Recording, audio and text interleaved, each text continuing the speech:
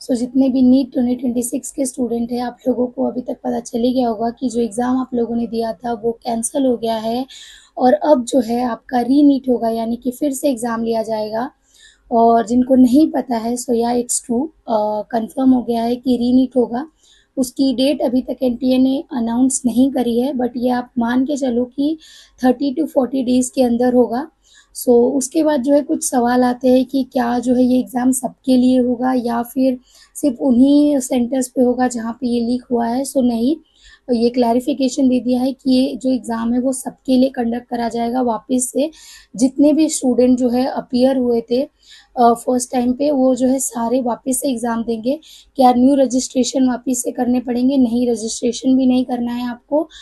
जितने रजिस्ट्रेशन पहले हुए थे वही लोग एग्ज़ाम देंगे, आपको न्यू एडमिट कार्ड आएगा। सिलेबस आपका सेम रहेगा, बस ये समझिए कि जो भी आपने साल भर में पढ़ा है वही आपको एग्ज़ाम में आएगा, बस क्वेश्चन चेंज हो जाएगा। एंड टाइमिंग आप समझ के चलो कि मतलब 30 टू 40 डेज़ लग सकते हैं, बिकॉज़ जो है सारे मतलब 23 लाख बच्चे जो है वापस से एग्ज़ाम देंगे। मतलब आई नो कि ये जो है न्यूज़ सुनने के बाद जो बहुत सारे स्टूडेंट हैं, क्या ऑलमोस्ट सारे ही जो है पैनिक की सिचुएशन में हैं, मेंटली डिस्टर्ब्ड हो गए। कितने लोगों को तो एंग्ज़ायटी और डिप्रेशन ये सब जो है स्टार्ट हो गया होगा। कितने स्टूडेंट जो है जिनके बहुत अच्छे एग्ज़ाम गए थे, वो जो है वो मतलब छुट्टियाँ मनाने, मतलब वेकेशन जो है गाँव कहीं भी ट्रिप पे चले गए होंगे। उन्हें जो है सब कुछ ख़त्म करके सारे प्लान कैंसल करके वापस रिटर्न आना पड़ेगा, अपनी स्टडी स्टार्ट करनी पड़ेगी। तो बहुत ज़्यादा जो है वो पैनिक की सिचुएशन है। और जो है माइंड में एक होता है ना कि एग्ज़ाम जब हम दे लेते हैं, प्रिपरेशन कर रहे होते हैं तो फ्री हो जाता है, और जब वापस से अभी पढ़ना पड़ेगा तो वो एक अलग स्ट्रेस है।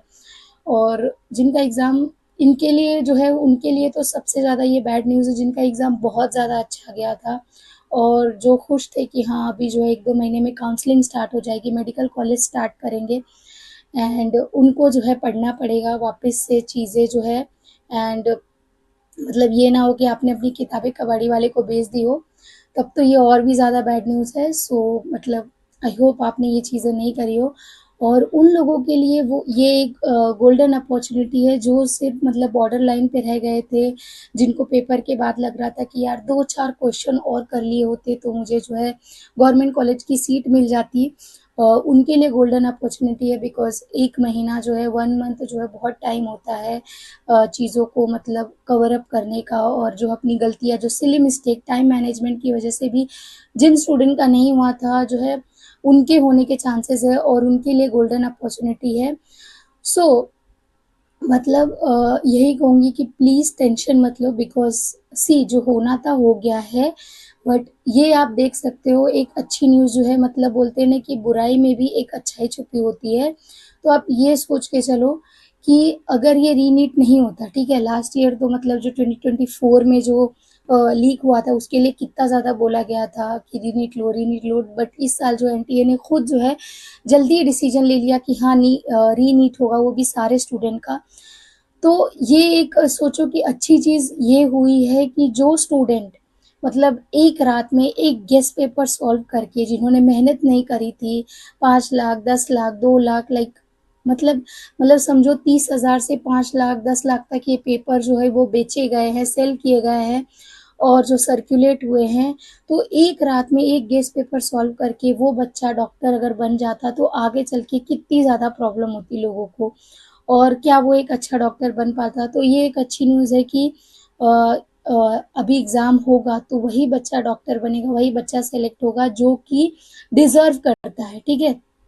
जिसने साल भर मेहनत करी है, दिन रात एक किया, 14-14 घंटे, 12-12 घंटे जिसने पढ़ाई करी है, वो सेलेक्ट होगा, ना कि वो बच्चा जो एक जो है गेस्ट पेपर सेलेक्ट करके 600-700 नंबर ले आता। सो ये पूरी लीक की स्टोरी तो आप लोगों को पता ही होगी, इतने दिन से जो सोशल मीडिया पे चल रही होगी, हम उसमें नहीं जाएँगे। सो अब ये समझिए कि वही बच्चा सिलेक्ट होगा जो डिज़र्व करता है, ना कि वो जो एक गेस्ट पेपर सॉल्व करके डॉक्टर बन जाता, तो आगे चल के बहुत सारे लोगों को प्रॉब्लम होती, ठीक है? और आपसे जो गलतियाँ हुई, जिनके बहुत अच्छे मार्क्स गए हैं, वो अपने ऊपर जो है आप लोग एटलीस्ट ट्रस्ट रखो, बिलीव करो कि हाँ, मतलब ज़्यादा दिन नहीं हुए, आपने पूरे साल पढ़ा है, आपको जो है थोड़ा-सा जो है 1-2 दिन लगेगा मेंटली प्रिपेयर होने के लिए, पर अब वापस से आप कर सकते हो। एटलीस्ट जो है ये समझो कि इस बार जो है कॉम्पिटिशन उनके बीच होगा जो डिज़र्व करते हैं, गेस्ट पेपर वाले नहीं होंगे एंड हम एनटीए से यही होप कर सकते हैं, वो एनटीए जो एग्ज़ाम के कुछ दिन पहले तक बोल रहा था कि वी आर 10 स्टेप अहेड, ये this isn't your school examination. So actually वो सही भी था कि ये स्कूल एग्ज़ाम नहीं है बिकॉज़ वो कभी लीक नहीं हुआ और ये मतलब पिछले 3 साल में 2 बार पेपर लीक हो गए, ठीक है? कभी-कभार बोलते हैं ना एक आध बार गलती हो जाए तो समझ आता है, बट पेपर लीक कैसे हो सकता है? कोई तो है जो सिस्टम में ही इन्वॉल्व है, सिस्टम का ही पर्सन है बिकॉज़ ये पेपर तो उनकी सिक्योरिटी में बना ना। आप जो बोल रहे थे कि हम 10 कदम आगे हैं, हमने बहुत टाइट सिक्योरिटी रखी है, तो कैसे पेपर लीक हो गया? ये कौन-सी ट्रांसपेरेंसी बच्चे को मिली है? बच्चों के साथ माँ-बाप जो है, स्पेशली जो है पुअर मिडल क्लास फैमिली से बिलॉन्ग करते हैं, उनके लिए कितना ज़्यादा ये बर्डन है कि वापिस से वो चीज़ें स्टार्ट करनी पड़ेगी और सारी चीज़ें मतलब एक स्टूडेंट को जो है कितना ज़्यादा जो है मेंटली वो डिस्टर्ब्ड होगा, कितना टेंशन में होगा, वो आप सोच भी नहीं सकते हो। सो हम यही होप करेंगे कि आप री-नीट ले रहे हो, तो इस बार जो है ये प्रॉब्लम जो है वापिस से नहीं हो, वापिस से ये पेपर लीक के केसेज़ नहीं सामने आए। बिकॉज़ पिछले 10 साल में आप देखोगे तो 5-6 सालों से पहले जो है इतने लीक के न्यूज़ नहीं आते थे, बट अभी कैसे ये सारा जो इतने स्ट्रिक्ट सिक्योरिटी होने के बाद भी लीक हो जा रहा है। फिर अब किस मुँह से लाइक आप आके बच्चों को डरा रहे हो? कुछ दिन पहले आप ऐसे ऊट-पटांग क्वेश्चन डाल रहे हो ट्विटर पे कि बच्चा जो है पूरी प्रिपरेशन शिफ्ट करके उस क्वेश्चन के पीछे देख रहा है कि अरे ये तो सिलेबस के बाहर है, कहीं इससे जो क्वेश्चन आ जाए। आप एक तरफ बच्चे को डरा रहे हो कि स्कूल का एग्ज़ाम नहीं है, हम पूरी सिक्योरिटी हमने पूरी तैयारी करी है और पूरी मतलब ये आपकी तैयारी थी। मतलब इतनी 10 कदम आगे होने के बावजूद अगर पेपर लीक हो जा रहा है, तो समझिए आपको और अपने ऊपर काम करने की ज़रूरत है।